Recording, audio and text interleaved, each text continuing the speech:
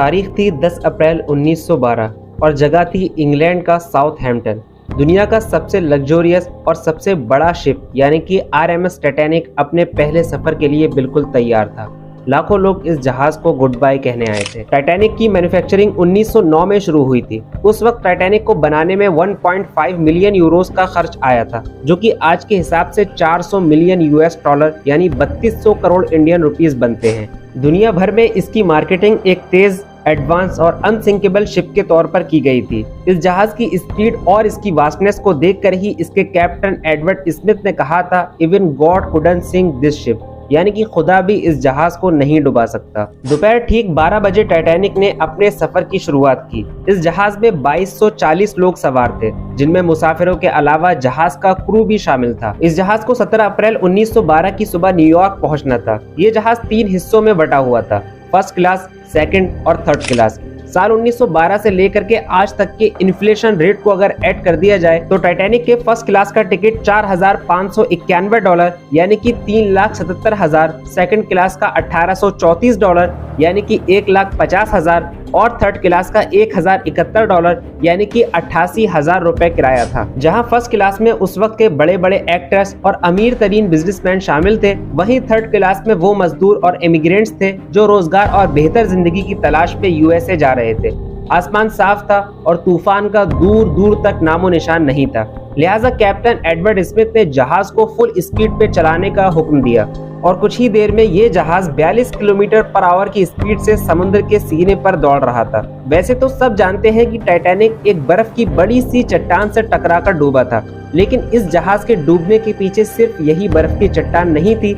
जहाज को बनाते वक्त और इसको चलाते वक्त ऐसी गलतियां की गई थी जिनका जहाज को डुबाने में बड़ा हाथ था। साउथहैम्पटन से निकलने के बाद अगर फ्रांस और आयरलैंड के स्टॉप्स को छोड़ दिया जाए तो टाइटैनिक लगभग 3 दिन लगातार फुल स्पीड के साथ चलता रहा। 14 अप्रैल 1912 को कैप्टन स्मिथ को रास्ते में कई सारी आइसबर्ग्स होने की वार्निंग मिली, जिसकी वजह से उन्होंने टाइटैनिक को लगभग 25 किलोमीटर साउथ में कर दिया ताकि उनके जहाज का सामना किसी आइसबर्ग से न हो पाए। यहाँ ये बात ध्यान रखना जरूरी है कि समुद्र में आइसबर्ग जितने ऊपर नजर आते हैं उससे 7 या 8 गुना ये समुद्र के अंदर होते हैं। उसी रात 8:55 पर कैप्टन स्मिथ ने जहाज के प्रोग्रेस को चेक किया और अपने कैबिन में आराम करने चले गए। आसमान साफ था, चांद नहीं निकला था, लेकिन तारे पूरे आसमान पर जगमगा रहे थे। अटलांटिक ओशियन बिल्कुल खामोश था और समुद्र में चारों तरफ धुंध छाई हुई थी। उसी शाम एक और शिप जो कि टाइटैनिक से कुछ घंटे के फासले पर था, उसने वायरलेस की मदद से टाइटैनिक को रास्ते में आइसबर्ग होने की वार्निंग दी।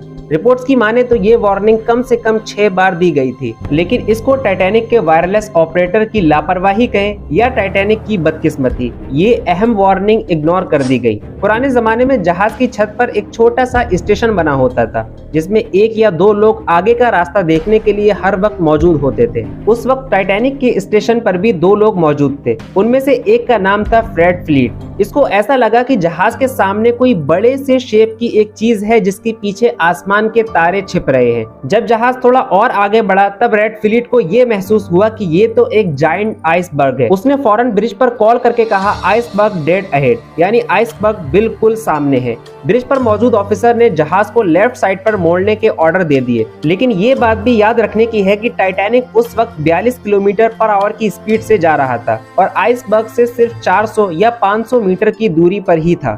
टाइटैनिक के लिए ये दूरी बहुत कम थी। इसका मतलब ये कि देर पहले ही हो चुकी थी। जहाज आइसबर्ग को बिल्कुल छूता हुआ गुजर गया और आइसबर्ग ने उसके राइट साइड पर एक लंबी सी स्क्रैच लगा दी।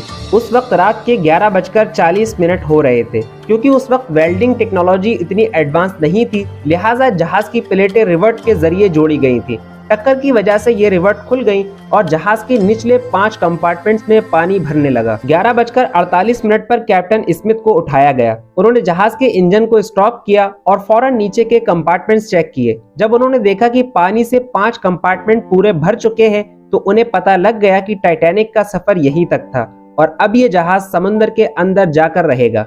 रात 12:14 पर टाइटैनिक से रेस्क्यू कॉल दी गई। अब टाइटैनिक बचाने से ज्यादा उस पर सवार लोगों की जान बचाना जरूरी था।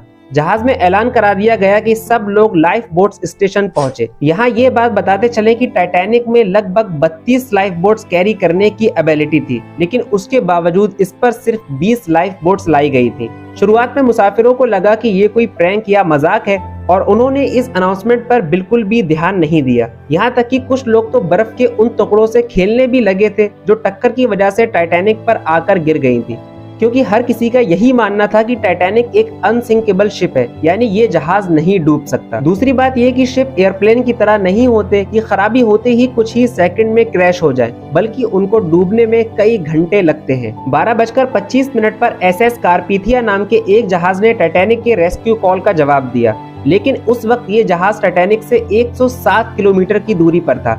एसएस कार्पेथिया को अगर उसकी मैक्सिमम स्पीड पर भी चलाया जाता तो इस जहाज को लगभग 3 घंटे लगते टाइटैनिक की लोकेशन पर पहुंचने में।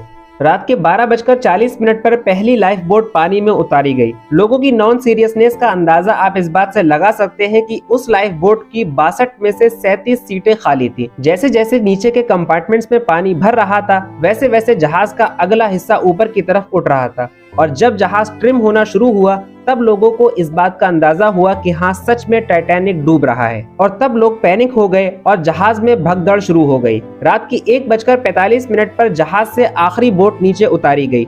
अब उतने ही लोग जो लाइफ बोट्स पर सवार थे वो जिंदा रह सकते थे, बाकी 1500 लोग जो अब भी जहाज पर थे उनका मरना तय हो चुका था। कुछ लोगों ने हताश होकर समुद्र में छलांग लगाना शुरू कर दी, क्योंकि उन्हें लगता था कि वो तैरकर अपनी जान बचा सकते हैं। लेकिन यही वो लोग थे जो सबसे पहले मौत का शिकार हुए, क्योंकि अटलांटिक ओशियन के बर्फ से भी ज्यादा ठंडे पानी को इनकी पूरी बॉडी जमाने में सिर्फ कुछ मिनट लगे। रात के 1:45 बजे जहाज के सारे जनरेटर्स फेल हो गए और टाइटैनिक की सारी लाइटें बंद हो गई और पूरे जहाज में अंधेरा छा गया। अब अगर कुछ था तो ऊपर बिना चांद का अंधेरा आसमान, नीचे कई किलोमीटर गहरा समुद्र और अपनी जिंदगी बचाने के लिए आखिरी कोशिश करते हजारों लोगों की चीख पुकार। दूर कहीं लाइफ बोट्स में बैठकर अपनी जान बचाने वाले 705 लोग 14 अप्रैल की इस अंधेरी रात में ये भयानक नजारा अपनी आंखों से देख रहे थे। लाइफ बोट्स की वजह से बचने वाले लोग ही थे जिन्होंने टाइटैनिक के डूबने की कहानी दुनिया को बताई।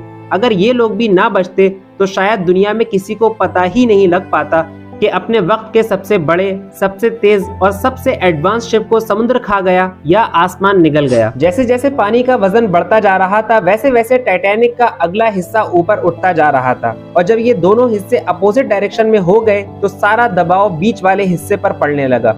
वो इतना वजन नहीं झेल सका और जहाज 2 हिस्सों में टूट गया।